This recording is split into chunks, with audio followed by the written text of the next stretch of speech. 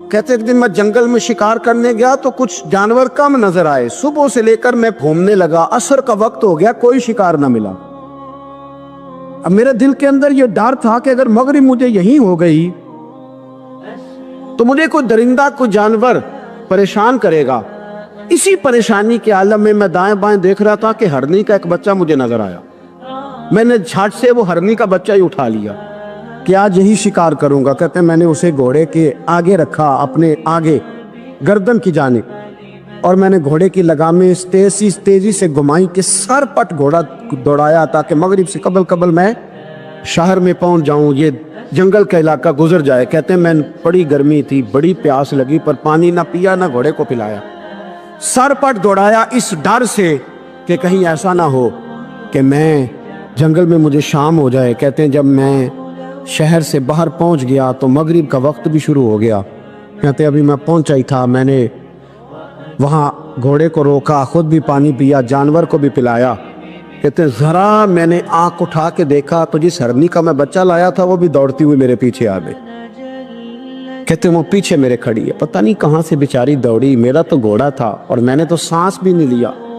1.5 گھنٹہ 2 گھنٹے میں بھگاتا لایا اس جلدی میں کہ باہر آنا ہے۔ کہتے ہیں پلٹ کے دیکھا تو اس کی سانس پھولی ہوئی ہرنی کی اور للچائی نظروں سے مجھے دیکھ رہی ہے۔ دل کے ایک کونے سے آواز آئی کہ آج تو 2 شکار ہو گئے۔ بچہ تو پکڑا ہی، اس کی ماں کو بھی قابو کرتا ہوں تاکہ ڈبل شکار ہاتھ آئے گا۔ کہتے ہیں پھر اندر سے میرا درد بولا، اندر سے میرا رحم بولا، ایک ماں اپنا بچہ لینے آئی ہے اور اس طرح تو اسے تکلیف نہیں دی جا سکتی کہ اسے بلیک میل کر کے ماں کو بھی رکھ لیا جائے۔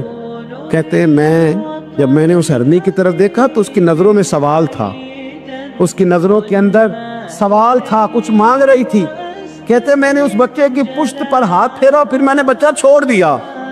کہتے ہیں اس نے پہلے بچے کو بازوؤں میں لیا، پھر اپنی زبان سے اپنا بچہ چاٹنے لگی۔ کہتے ہیں پھر وہ جب جنگل کی طرف جانے لگی تو ایک دفعہ اس نے میری طرف دیکھا، دوسری دفعہ اس نے آسمان کی طرف دیکھا۔ زندگی میں مجھے اتنا سکون کبھی نہیں آیا تھا جتنا آج آیا۔ کہتے ہیں میں گھر گیا، عشاء کی نماز پڑھی، وضو میں بستر پہ لیٹ گیا، لوگوں میرے نصیب دیکھو، مجھے مدینے والے محبوب کا دیدار نصیب ہوا۔ رسول کریم علیہ السلام میری خواب میں آئے، میں رونے لگا، گھر مہک اٹھا، پھول کھلنے لگے، خوشبوئیں بکھرنے لگی۔ کہتے ہیں محبوب کریم تشریف لائے، اور کیا خوبصورت جملہ ہے، اگر تجھے بادشاہ بنا دیا جائے تو انسانوں کے ساتھ بھی اسی طرح رحم کرے گا نا جس طرح آج ہرنی کے ساتھ کیا ہے۔ اگر تجھے بادشاہ بنایا جائے تو رویہ یہی رکھے گا یا بدل جائے گا؟ کہتا میں رو پڑا، میں نے کہا یا رسول اللہ میں تو غلام بننے کے بھی قابل نہیں، تو بادشاہ کیسے بنوں گا؟ فرمایا تیری آج کی ادا بڑی پسند آئی ہے، عرش کے مالک نے تجھے بادشاہ بنانے کا فیصلہ کر لیا، تیری یہ ادا بڑی بھائی ہے، بڑی پسند آئی۔ فرماتے ایک ہرنی کے بچے پہ رحم کھایا تھا، رب کریم نے مجھے بادشاہی عطا فرما لی۔ ہم نہ سیاست سے بادشاہی لینا چاہتے، سیاستدانوں کے اپنی جیب سے اشتہار چھپوا کے بادشاہی لینا چاہتے، ڈیرا بنا کے بادشاہی لینا، نہ نہ نہ، بادشاہی تو رحم کرنے سے ملتی، بادشاہی تو شفقت کرنے سے ملتی، بادشاہیاں تو اللہ کی مخلوق سے پیار کرنے سے ملتی۔ وہ شخص کہتا ہے کہ میرا ظرف یہ تھا کہ 4-5 دینار ملیں گے، تو امام حسین فرمانے لگے تھوڑی دیر بیٹھ جا، رزق آ رہا ہے۔ تو امام حسین کو حکومت وقت کی طرف سے 5 تھیلیاں ملی، جس میں ایک تھیلی میں 500 اشرفیاں تھی، 5 تھیلیاں آئیں، لیکن اس کو آنے میں ذرا دیر ہو گئی۔ وہ 5 تھیلیاں جب آئی تو امام حسین اس کی طرف 5 تھیلیاں بڑھا کے ذرا دیکھنا میری طرف غور سے، 5 تھیلیاں بڑھا کے تو فرمانے لگے میاں جتنا تجھے انتظار کرایا ہے اتنی ہم تیری حاجت پوری نہیں کر سکے، تو یہ نہ محسوس کرنا کہ حسین کے دروازے پہ بیٹھا بھی رہا ہوں تو ملا کیا ہے، یہ نہ محسوس کرنا۔ وہ شخص کہتا ہے جب میں نے وہ تھیلیاں کھولی اور پھر میری نظر امام حسین پہ پڑی تو میرے اندر سے آواز آئی، اگر حسین ابن علی اتنے سخی ہیں تو محمد عربی کتنے سخی ہو۔ اگر یہ معیار ان کا ہے، ان کا یہ معیار ہے، اور خود بھیک دیں خود ہی کہیں منگتے کا بھلا ہو، خود کہنے لگے جتنا انتظار کرایا ہے اتنی تیری مدد کر سکے، یہ سخاوت کا معیار تھا، یہ طریقہ تھا۔ ایک دفعہ سیدنا امام حسین رضی اللہ تعالیٰ عنہ کے گھر کے اندر 5000 دینار آئے، مسجد میں تھے، آپ کو 5000 دینار ملے تو امام زین العابدین کہتے ہیں کہ مسجد سے لے کر گھر آنے تک امام حسین نے 5 کے 5000 اللہ کے رستے میں خیرات کر دی۔ فرماتے میں نے کہا ابا جی 5 دینار کی گھر میں ضرورت تھی، مالاں والے سخی نہیں ہوندے تے سخیاں کل مال نہیں ہوندا، ایتھے اوتھے دوویں جہان نہیں، سخی کنگال نہیں ہوندا۔ کہا ابا جی 5 دینار کی گھر میں ضرورت تھی، تو کہتے ہیں مجھے فرمانے لگے بیٹا یہ جن کو میں نے دیا ہے نا یہ گھر کے لیے ہی دیا ہے، یہ گھر کے لیے ہی دیا ہے، جن کو دیا ہے تمہارا کیا خیال ہے یہ باہر خرچ ہوا ہے؟ یہ گھر کے لیے ہی ہے، اس لیے کہ جب انسان دوسروں پر شفقت کرتا ہے تو اللہ اس کے گھر پہ رحمت فرماتا ہے۔ امام حسین کے مزاج میں پہلی بات میں نے ذوق عبادت کی عرض کی، دوسری بات عرض کر رہا ہوں کہ صحابہ حضرت اسامہ بن زید بڑے پیارے ہیں میرے نبی کریم کے، بڑے پیارے۔ حضرت اسامہ بن زید کے بارے میں سیدہ عائشہ صدیقہ فرماتی ہیں ان کے ناک سے اگر ریٹھ نکلتی تھی تو اللہ کے رسول اپنے دست مبارک سے صاف کر دیتے تھے، اور سرکار فرماتے تھے کہ اگر اسامہ لڑکی ہوتا نا، ان کے غلام کے بیٹے تھے حضرت زید بن عامر، اگر یہ لڑکی ہوتا میں اسے زیور پہناتا۔ بڑے پیارے تھے، لیکن جب ان کا آخری وقت آیا نا تو 60,000 دینار کا قرضہ تھا، رشتہ داروں سے کہا، دوستوں سے کہا، یاروں سے کہا، اور قرض ادا نہیں ہو رہا تھا۔ حضرت اسامہ بن زید کہتے ہیں بڑا پریشان تھا۔ جب حد ہو گئی نا تو حضرت اسامہ بن زید فرمانے لگے جاؤ کوئی حسین ابن علی کو خبر کرو، ان سے کہو میں نا غلام ہوں آپ کے نانا کا، مقروض دنیا سے چلا گیا تو کیا بنے گا۔ امام حسین کو خبر ملی تو دوڑے آئے۔ لاجپال اس پیر کو نہیں کہتے کہ تگڑا نذرانہ لے کے تو ماتھا چوم لے، لاجپال تو اس کو کہتے ہیں کہ جب ضرورت پڑے تو وہ سر پہ موجود ہو۔ حضرت سیدنا امام حسین تشریف لائے تو جناب اسامہ بن زید رو پڑے، کہنے لگے حضور میں نے نا غلامی کی ہے آپ کے نانا کی، اور اس غلامی پہ ناز ہے، اب 60,000 دینار کا قرضہ لے کے دنیا سے جاؤں گا تو میری قبر پہ بوجھ رہے گا۔ امام حسین خادم کو بھی کہہ سکتے تھے جاؤ گھر پیسے پڑے ہیں لے آؤ، امام حسین خود گئے، چادر روڑ کے تو اس کی اوٹ میں بکل میں 60,000 دینار چھپا کے لائے، اور جناب اسامہ بن زید کے سامنے رکھ کے کہنے لگے اسامہ یار پیسے رات کو ہی آئے تھے، میں سوچ رہا تھا مجھے تو ضرورت نہیں، اللہ نے کس کا نصیب میرے گھر میں بھیج دیا، مجھے تو حاجت ہی نہیں تھی، اب پتہ چلا پیسے تیرے تھے، اللہ نے حسین کی ڈیوٹی لگائی ہے کہ جا کے دے آ۔ حضرت اسامہ بن زید رو پڑے، فرمانے لگے اللہ آپ کو بہترین صلہ عطا فرمائے۔ امام بڑا ہی پیار کرتے تھے، گھوڑے پہ جا رہے تھے، کچھ فقیر غریب لوگ بیٹھ کے روٹی کھا رہے تھے، کھا رہے تھے سڑک کے کنارے، تو امام زین العابدین فرماتے ہیں کہ جب امام حسین گزرے تو انہوں نے آواز دی حضور دل کرتا ہے ہمارے ساتھ بیٹھ کے روٹی کھائیں۔ کائنات کے مالک و مختار کے نواسے اور دنیا کے سب سے بڑے شہزادے گھوڑے سے اترے اور غریبوں کے ساتھ سڑک پہ بیٹھ گئے، روٹی کھانے لگے اور دیر تک کھاتے رہے، اور جب فارغ ہو گئے تو فرمانے لگے کھانے کی ضرورت بھی نہیں تھی، حاجت بھی نہیں تھی، پر تم نے آواز دی تو دل رکھنے کو بیٹھ گیا تھا، اگر اجازت دے تو چلا جاؤں۔ یہ مزاج تھا، یہ طبیعت تھی۔ آپ کے ایک بھائی ہیں چھوٹے حضرت محمد بن حنفیہ نام ہے، حضرت مولا علی شیر خدا رضی اللہ تعالیٰ عنہ کی دوسری بیوی سے۔ ایک دن حضرت امام حسین ان کے گھر میں بیٹھے تھے تو کسی بات میں نا اختلاف رائے ہو گیا، تو امام علی مقام ناراض ہو گئے، فرمایا آج کے بعد تیرے گھر نہیں آؤں گا، رومال اٹھایا چلے گئے۔ لوگوں نے حضرت محمد بن حنفیہ رضی اللہ تعالیٰ عنہ سے کہا حسین تو ناراض ہو گئے کبھی نہیں آئیں گے، آپ فرمانے لگے بھائی تمہارا ہے کہ میرا؟ جی بھائی تو آپ کے ہیں، فرمایا اگر کہو تو چند منٹوں میں حسین واپس آئے؟ جناب ناراضگی ہو گئی ہے، فرمایا ناراضگی ہوئی ہے پر میں اس کے دل کی نرمی کو تو جانتا ہوں، اس کے مزاج کے اندر جو محبت ہے اس سے تو ابھی آئے۔ کہا جناب وہ کیسے؟ فرمانے لگے دیکھنا ذرا، تو امام حسین نے خط لکھا، حضرت محمد بن حنفیہ نے رکا لکھا، کہنے لگے حسین میرے باپ کا نام بھی علی ہے اور آپ کے باپ کا نام بھی علی ہے، پر ایک فضیلت ایسی ہے جس میں میں آپ کا مقابلہ نہیں کر سکتا، وہ یہ ہے کہ آپ سیدہ فاطمہ الزہرا کے لال ہیں، آپ محمد مصطفیٰ علیہ السلام کے نواسے ہیں۔ کہنے لگے بھائی جان آپ نے نانا جان کی وہ حدیث تو سنی ہوگی کہ دو لوگ ناراض ہو جائیں تو جو صلح پہلے کرے جنت میں پہلے جائے گا۔ فرمانے لگے دل میرا کر رہا تھا کہ پہلے صلح کر لوں، لیکن پھر بڑے بھائی کو پشت کروں گا جنت میں جاتے ہوئے، یہ بھی تو بے ادبی ہے نا۔ اب خط میں نے لکھ دیا ہے، آپ کا جو ارادہ ہو۔ امام حسین نے خط پڑھا تو آنکھوں میں آنسو آ گئے، پھر سے رومال اٹھایا۔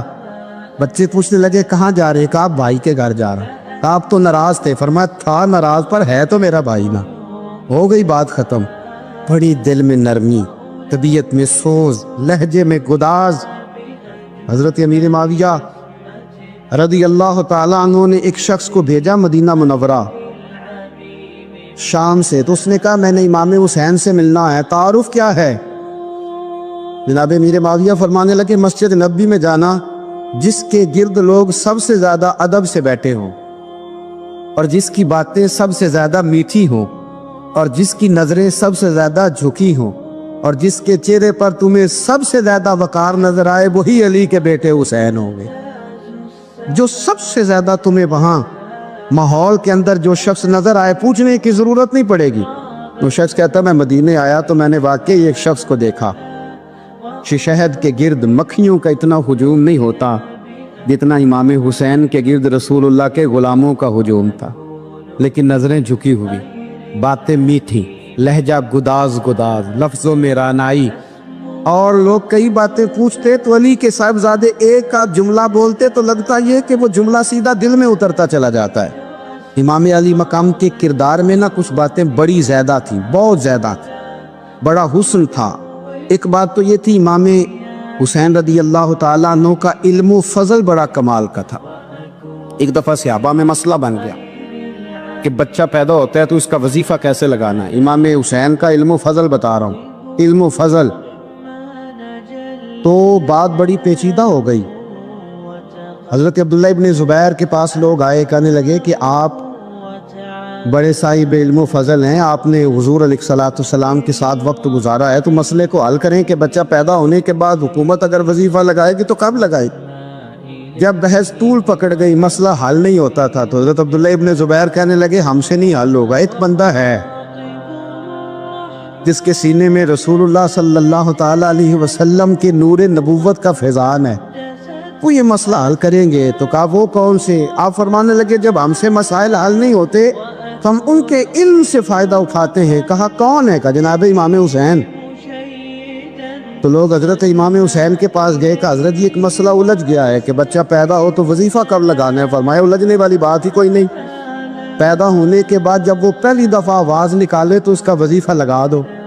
اس کا مطلب ہی ہے کہ وہ دنیا میں آ گیا ہے، اس نے اپنے آنے کا اظہار کر دیا ہے، اعلان کر دیا ہے، اب اس کا وظیفہ لگا دو۔ تو اس پر پھر صحابہ کا اتفاق ہو گیا۔ امام حسین کے علم سے، فضل سے لوگ فیض اٹھاتے تھے۔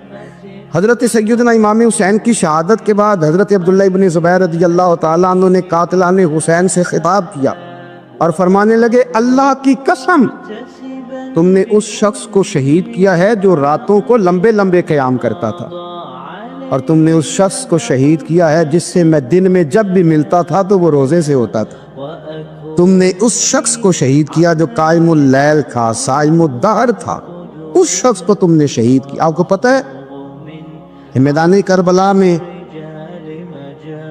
جب 9 محرم کو ابن سعد نے امام حسین سے کہا کہ جنگ کرو، اگر یزید کی بیعت نہیں کرنی، تو امام حسین نے فرمایا ایک رات کی مہلت دے دو، ایک رات کی مہلت دے دو۔ حضرت امام زین العابدین کہتے ہیں میں نے اپنے والد گرامی سے عرض کی کہ ابا جی آپ جہاد سے دور جانے والے تو ہیں نہیں، آپ تو جہاد سے پیار کرنے والے، اور یہ بھی پتہ ہے مجھے کہ یہ جنگ اب ہو کے رہے گی، تو ایک رات کی مہلت لینے کا معنی کیا ہے؟ بھئی کل بھی لڑنا ہے اور رات بھی لڑنا ہے، تو ابا جی ایک رات کی مہلت۔ تو سیدنا امام حسین رضی اللہ تعالیٰ عنہ فرمانے لگے بیٹا رات کی مہلت اس لیے لی ہے کہ میں آج رات کھل کے اپنے رب کی عبادت کر لوں، میں استغفار کر لوں، میں لمبے سجدے کروں۔ اور کہا زین العابدین تو جانتا ہے نا کہ مجھے نماز سے، تلاوت سے، دعا سے اور استغفار سے بڑا پیار ہے، رسول کریم علیہ السلام نے فرمایا، جامع ترمذی میں موجود ہے، فرمایا میں جا رہا ہوں پر تمہیں دو بڑی بھاری بڑی وزنی چیزیں دے کے جا رہا ہوں، صحیح ستہ کی روایت، دو وزنی چیزیں تمہارے بیچ چھوڑ کے جا رہا ہوں، اگر ان کو تھام کے رہو گے تو کبھی گمراہی تمہارے پاس نہیں آئے گی۔ یا رسول اللہ وہ کون کون سی؟ فرمایا ایک اللہ کی کتاب دے کے جا رہا ہوں اور دوسرا اپنا خاندان دے کے جا رہا ہوں۔ اگر اہل بیت نبوت کو تھامے رہو گے، ہمارے بزرگوں نے لکھا ہے کہ یہ جو حضور نے کتاب اللہ اور پھر اپنی اہل بیت کا تذکرہ فرمایا، تو اس کا مطلب یہ ہے کہ تھیوری دیکھنی ہوئی تو قرآن دیکھنا، اور پریکٹیکل دیکھنا ہوا تو علی اور فاطمہ کو دیکھنا، حسن اور حسین کو دیکھنا، ان کو دیکھنا۔ نبی کریم علیہ الصلوۃ والسلام کے اہل بیت منارہ نور ہیں، ان کی محبت، ان کا پیار کیوں بھلا؟ اس لیے کہ یہ وہ خوبصورت لوگ ہیں جن کو خود میرے نبی پاک نے تراشا ہے۔ ان کی سیرت میں جتنے رنگ ہیں وہ رسول کریم نے خود بھرے، ان کی ایک ایک بات کا خیال نبی پاک نے رکھا ہے، حضور نے از خود انہیں اپنی صحبت عطا کی ہے۔ زیادہ دور نہیں تھا سیدہ فاطمہ کا گھر، مسجد نبوی کے ساتھ تھا، اللہ کے رسول دن میں 2 دفعہ جایا کرتے تھے، پھر بھی کبھی کبھی فرماتے فاطمہ میرا دل کرتا ہے آج میں رات تیرے گھر میں قیام کروں، تو سیدہ فاطمہ الزہرا فرماتی ہیں کہ آمنہ کے لال اس طرح بھی میرے گھر میں قیام کرتے تھے کہ حضور چارپائی پہ لیٹتے تھے تو ایک کندھے پہ امام حسن کا سر ہوتا تھا اور دوسرے پہ امام حسین کا سر اقدس ہوتا تھا، اور فرماتی ہیں رات کو کبھی حسنین کریمین دودھ مانگتے تو میں اٹھتی دودھ دینے کے لیے، تو حضور فرماتے لیٹ جاؤ آج میرے ساتھ سوئے ہیں تو دودھ بھی میں ہی پلاؤں گا، تو محبوب اٹھتے ان کے لیے دودھ لاتے برتن سے نکال کے، حضور نے انہیں وقت دیا اور پھر ان کی چھوٹی چھوٹی چیزوں کا خیال رکھا۔ صحیح بخاری میں موجود ہے، تربیت پر توجہ دی۔ امام حسین تشریف لائے، ابھی عمر مبارک 7 سال کے قریب تھی، مسجد نبوی میں صدقے کی کھجوروں کا ڈھیر لگا ہوا تھا۔ چھوٹا بچہ جو ہوتا ہے نابالغ، اس پر شریعت کے احکامات نہیں آتے، صدقے کی کھجوروں کا ڈھیر تھا مسجد نبوی میں۔ یہ تربیت ہے، یہ ٹریننگ ہے جو اللہ کے محبوب نے خود انہیں عطا فرمائی۔ صدقے کی کھجوروں کا ڈھیر تھا، امام حسین حضور کے ساتھ آئے تو امام علی مقام نے ایک کھجور اٹھا کے منہ میں رکھ لی۔ شارحین نے لکھا ہے لگتا یہ ہے کہ کئی دنوں کی بھوک تھی، کیونکہ یہ فاقہ اہل بیت کا بڑا محبوب ہے، مجبور نہیں تھے، وہ تو خزانوں کے مالک تھے، پر غریبوں سے محبت کی وجہ سے فاقے کیا کرتے تھے، یہ ان کی پسند ہے فاقہ کرنا۔ تو ایک کھجور امام علی مقام نے رکھ لی تو اللہ کے رسول نے گلے میں انگلی ڈال کے نکال دی، تو فرمایا حسین یہ صدقہ ہے، یہ میری اہل بیت کے لیے درست نہیں ہے۔ حضور نے خود تربیت کی، اور پھر سیدہ فاطمہ الزہرا نے اپنے بچوں کو تراشا، ان پر محنت کی۔ میں اکثر گزارش کرتا ہوں دوستوں سے، میں کہتا ہوں کربلا کا واقعہ کوئی حادثاتی نہیں ہے، اس کے پیچھے پوری ایک لاجک ہے، اس کے پیچھے پورا ایک فلسفہ ہے۔ ایسے ہی کوئی آدمی 3 دن بھوکا پیاسا رہ سکتا ہے؟ کسی آدمی کو صبح اس نے کھانا کھایا اور شام تک کھانا نہ ملے تو ٹانگیں کانپتی ہیں۔ رمضان المبارک میں عبادت کی نیت سے روزہ رکھنے والے بھی شام کو بڑے پریشان ہو جاتے ہیں، پر مسلسل 3 دن کھانا نہ کھایا جائے اور پانی نہ پیا جائے، اور حال یہ ہے کہ وہی آدمی تلوار لے کے میدان میں نکلے اور اس کی حالت یہ ہو کہ لوگ اس کی آگے دوڑنا شروع کر دیں، ہزاروں کی فوجیں تاب نہ لا سکے۔ علی کا گھر بھی وہ گھر ہے کہ جس گھر کا ہر ایک بچہ جسے دیکھو وہی شیر خدا معلوم ہوتا ہے۔ یہ کوئی آسان ہے؟ اس کے پیچھے پوری ایک اس کے پیچھے فلسفہ ہے۔ امام راضی کی تفسیر کبیر دیکھیے گا، حضرت امام حسین کی وہ شخصیت تھی کہ مشکات میں حدیث ہے، نبی پاک صلی اللہ تعالی علیہ وسلم کی چچی جناب ام فضل صبح صبح گھبرائی حضور کی بارگاہ میں آئی، عرض کی یا رسول اللہ صلی اللہ علیہ وسلم آج میں نے عجیب خواب دیکھا ہے، میں ڈر گئی ہوں۔ حضور نے فرمایا چچی کیا دیکھا؟ عرض کی حضور میں نے دیکھا ہے کہ آپ کے وجود کا گوشت کا ایک ٹکڑا کٹ کے میری جھولی میں آ گیا۔ حضور یہ کیا ہے؟ تو محبوب خواب سن کے مسکرائے، فرمایا چچی یہ پریشانی والا خواب نہیں، یہ تو خوشی والا خواب ہے، اللہ فاطمہ کو بیٹا عطا کرے گا اور وہ تیری گود میں کھیلا کرے گا، چونکہ وہ میرے وجود کا ٹکڑا ہوگا لہذا خواب تجھے یہ آئی ہے۔ تو امام حسین پیدا ہوئے، امام حسن کی عمر ابھی 11 مہینے تھی، تو نبی پاک نے امام حسین کو جناب ام فضل اپنی چچی کی گود میں دے دیا کہ فاطمہ کے لیے دونوں بچے سنبھالنا مشکل ہوگا۔ وہ خواب اس طرح پوری ہوئی۔ امام حسین سے حضور نے بڑا پیار کیا، بڑی محبت فرمائی نبی پاک سے۔ کچھ حدیثیں میں نے جمعے میں عرض کی تھی، حضرت ابو ہریرہ رضی اللہ تعالیٰ عنہ کہتے ہیں یہ واحد بچہ تھا حضور کے گھرانے کا کہ میں نے دیکھا کہ نبی پاک صلی اللہ علیہ وسلم بیٹھے تھے تو یہ حضور سے کہہ رہے ہیں، نبی پاک سے، کہ نانا جی اٹھ کے کھڑے ہو۔ کہتے حضور کھڑے ہو گئے تو کہنے لگے میں نے آپ کے برابر جانا ہے۔ بچے جو مرضی ضد کر لیتے ہیں نا، قد چھوٹا تھا، عمر 7.5 سال تھی، کہنے لگے نانا میں نے برابر جانا ہے۔ تو نبی پاک صلی اللہ علیہ وسلم نے ہاتھ پکڑ لیے، فرمایا چل پھر ہو جا برابر۔ تو حضرت ابو ہریرہ کہتے ہیں حضور نے ہاتھ پکڑے، اوپر کھینچا تو امام حسین نے پہلے اپنے پیر حضور کے گھٹنوں پہ رکھے، پھر نبی پاک کے سینے پہ رکھے، اور جب ان کا قد سر تھوڑا سا حضور سے اونچا ہو گیا تو محبوب فرمانے لگے چل بس کر، تو نے تو کہا تھا آپ کے برابر ہونا ہے، تو اوپر نکل گیا ہے، چل بس کر۔ فرماتے پھر امام حسین نے زبان باہر نکالی تو محبوب ان کی زبان چوسنے لگے، پھر ساتھ لٹا لیا اور انہیں سونگھنے لگے۔ تو میں نے عرض کی حضور آپ حسین کو سونگھتے کیوں ہے؟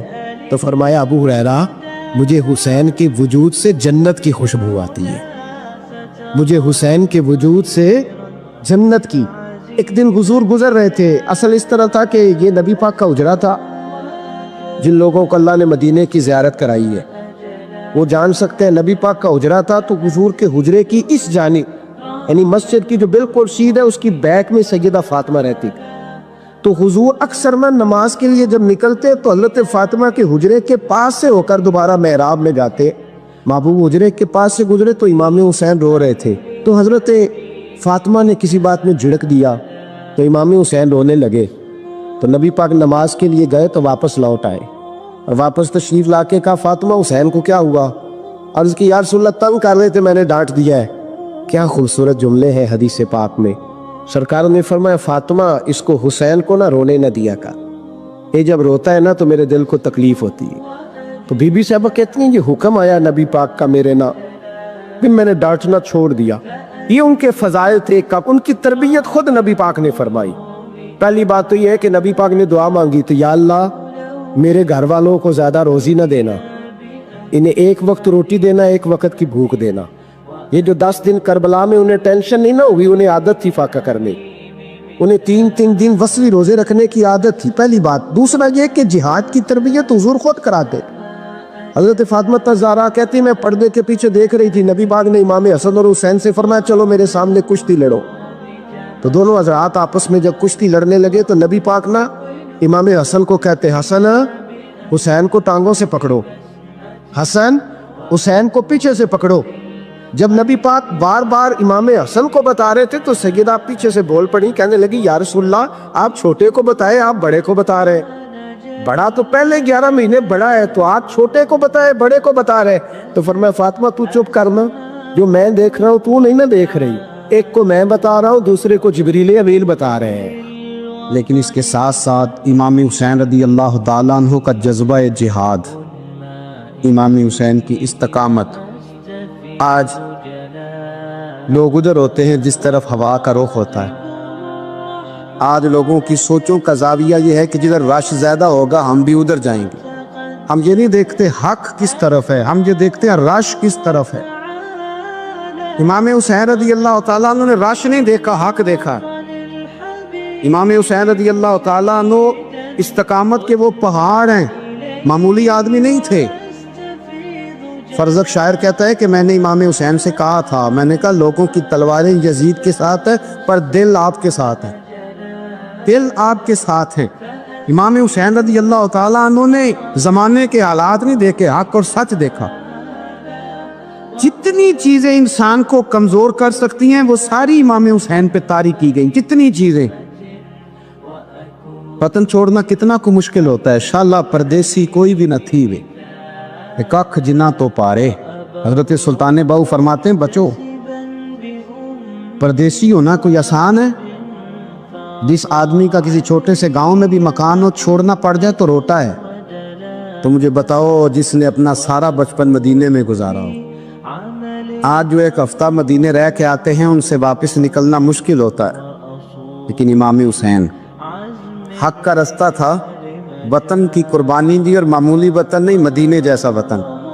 اور جب کھڑے تھے نا امام حسین رضی اللہ تعالیٰ عنہ رجب میں نکل رہے تھے مدینے سے، تو کوئی شاعر کہتا ہے دور کھڑے ہو کے انہوں نے گویا کہا تھا آقا تیرے کرم کے خزینے کی خیر ہو، میں جا رہا ہوں تیرے مدینے کی خیر ہو۔ امام حسین نے وطن چھوڑا، کوئی لغزش نہیں پیروں میں، کوئی نہیں۔ شہزادوں والی زندگی تھی، مسجد نبوی کے امام تھے، نبی کریم علیہ السلام کے روضہ اطہر پر تشریف رکھتے تھے، زمانہ حیا کرتا، شان و شوکت تھی، پر حق کے لیے چھوڑا، نکل کر خانقاہوں سے ادا کر رسم شبیری۔ اور پھر بڑا مشکل ہوتا ہے، اس شخص کے ساتھ بچے اور عورتیں ہوں، وہ تو یہ کہہ کے لڑائی سے جان چھڑاتا ہے کہ میرے ساتھ فیملی ہے، نہ ہوتی تو تجھے بتاتا۔ پر امام حسین کو اولاد بھی کمزور نہیں کر سکی، عورتوں کا ساتھ ہونا کمزور نہیں کر سکا۔ پھر امام علی مقبوق کتنا مشکل کام ہے۔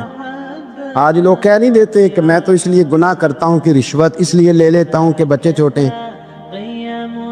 10 دنوں کی کم و بیش سفر، 3 دنوں کی بھوک اور پیاس، پر حق کے رستے میں امام حسین کو کوئی چیز کمزور نہیں کر سکی۔ اور پھر وہ جتنی باتیں لوگ کہہ سکتے تھے وہ ساری کہیں گئیں، ساری۔ اور آ کے عرض کرنے لگا، حضور یہ کوئی معمولی دشمن نہیں، یہ وہ ظالم ہیں جو لاشوں پہ بھی گھوڑے دوڑا دیتے۔ تو امام علی مقام فرمانے لگے، جو شہادت کا جذبہ لے کے نکلے وہ پھر انجام نہیں دیکھا کرتا۔ وہ انجام، وہ جتنی چیزیں جو استقامت کے رستے میں آ سکتی ہیں وہ ساری چیزیں رستے میں آئیں، پر امام علی مقام نے کسی چیز کی پرواہ نہیں کی۔ آج کا مسئلہ یہ ہے کہ آج لوگوں میں استقامت نہیں ہے، رات کو کچھ ہوتے ہیں، سویرے کچھ ہوتے ہیں، دوپہر کو کچھ ہوتے ہیں، شام کو کچھ ہوتے ہیں۔ ہمارا کل انداز تکلم کچھ اور ہوتا ہے، صبح کچھ اور ہوتا ہے۔ امام علی مقام میدان میں رہے، ایک میت گھر میں ہو جائے تو کئی دنوں تک آنکھ کھلتی نہیں، ہوش رہتا نہیں۔ سب سے زیادہ مسائب امام حسین نے دیکھے، سب سے زیادہ، اور گھوڑے پر بیٹھنے سے پہلے ساری تکلیفیں آپ دیکھ چکے تھے۔ باپ کا جنازہ اٹھانا آسان ہوتا ہے، بیٹے کا جنازہ اٹھانا بڑا مشکل ہوتا ہے، پر امام حسین نے بیٹوں کے جنازے اٹھائے۔ حضرت علی اصغر کی لاش کو امام حسین نے اپنے دست مبارک سے دفن کیا، اور جناب علی اکبر کی میت کو جب آپ اٹھا کے لا رہے تھے تو سیدہ زینب فرماتی ہیں کہ مجھے یوں کبھی لگتا تھا حسین کا قد بڑا ہے اور کبھی لگتا تھا علی اکبر کا قد بڑا ہے، اور فرماتی ہیں کہ پھر حضرت قاسم بن حسن کو بھی وہ اٹھا کے لائے، اور جناب عباس کے وجود سے الگ ہونے والے بازو انہوں نے لا کے حضرت عباس کے وجود کے ساتھ بھی رکھے۔ انہوں نے یہ سارا منظر دیکھا، لیکن جب حسین ابن علی اپنی دفعہ گھوڑے پہ سوار ہوئے تو لگتا یہ تھا کہ ان سے زیادہ بہادر کوئی نہیں۔ ایک جملہ بھی یزیدی فوج کے سامنے امام حسین نے کمزور نہیں کہا، ایک جملہ بھی، ایک فکرہ بھی کچا نہیں بولا، کہیں بھی کوئی منت نہیں کی، کسی جگہ بھی ان کے پائے استقلال میں کوئی لغزش نہیں آئی۔ جب لوگوں کو پتہ چل جائے کہ اب سامنے موت ہی موت ہے، سوائے اس کے چارہ کچھ بھی نہیں، تو بہت ساری رخصت اور اجازت تو دین بھی دیتا ہے، پر امام حسین کسی جگہ کسی رخصت پر عمل کرتے نظر نہیں آتے، ڈٹ کے بات کی، ڈٹ کے۔ اور پھر جب میدان میں نکلے، اللہ اکبر، تو ابن سعد کہنے لگا کہ اگر 2 کر کے ایک کر کے جاؤ گے تو یہ 45,000 کا لشکر سارا حسین کاٹ ڈالے گا، یک بارگی حملہ کرو گے تو بات۔ اتنی استقامت، اتنا۔ آج تو لوگ ڈپریشن کے مریض ہیں، آج تو لوگ ٹینشن کے مریض ہیں، ہر دوسری بات میں لوگ کہتے ہیں وہ بڑا، پر کس بات سے؟ مطلب کیا آپ نے زندگی میں صرف جاب نہیں مل رہی، صرف بیماری آ گئی، صرف خرچہ نہیں گھر میں بڑا، کس بات کا ڈپریشن؟ امام حسین کی زندگی بتلاتی ہے وہ لوگ بھی کوئی دنیا میں کمال حاصل کر سکتے ہیں جو چھوٹی چھوٹی بات پہ روتے ہیں۔ مال بھی ہے، جوانی بھی ہے، گھر بھی ہے، مکان بھی ہے، بچے بھی ہیں، عزت بھی ہے، صرف پیسے نہیں۔ اور انسان ہے کہ آنکھیں نہیں کھل رہی، وہ سمجھتا میں کسی کام کا ہی، فقط پیسے نہیں بس۔ او خدا کے بندو، امام علی مقام نے فرمایا سارا کچھ لٹا کے بھی جو میدان میں کھڑا رہے اسے حسین ابن علی کہا جاتا ہے، اسے حسین ابن علی کہا جاتا ہے۔ حسین ابن علی کی شان رفت کوئی کیا جانے، حسن جانے، علی جانے، نبی جانے، خدا جانے، کون جانے امام علی مقام کا معیار۔ تو امام حسین رضی اللہ تعالیٰ عنہ کی زندگی ہمیں بتاتی ہے کہ ذوق والی عبادت کرو، امام حسین کی زندگی ہمیں بتاتی ہے کہ جب تم سخاوت کرو تو پھر اپنی حیثیت سے بڑھ کر کرو، اور امام حسین کی زندگی ہمیں بتاتی ہے کہ دل میں کسی کے لیے کوئی بات نہ رکھو، صلح کرنے میں پہل کرو، محبتیں کرنے میں آگے بڑھو۔ اور امام حسین کی زندگی ہمیں بتلاتی ہے کہ جب دنیا میں تم نے کچھ کرنا ہے تو پھر ڈٹنا بھی سیکھو، پھر کھڑے ہونا بھی سیکھو۔ یہ نہ دیکھو کہ حالات، امام حسین نے ایک دن بھی حکومت نہیں کی، یزید نے 4.5 سال کی، لیکن قیامت تک دلوں پہ حکومت امام حسین کی رہے گی، امام حسین کی رہے گی، اس لیے کہ ان میں استقامت تھی۔ امام حسین کے ساتھ اس وقت 72 لوگ تھے، لیکن آج کائنات کا ذرہ ذرہ امام حسین کے ساتھ ہے۔ اس کا مطلب ہے وقت لگتا ہے، نظریہ غالب آ ہی جایا کرتا ہے، تو استقامت والی زندگی گزارے۔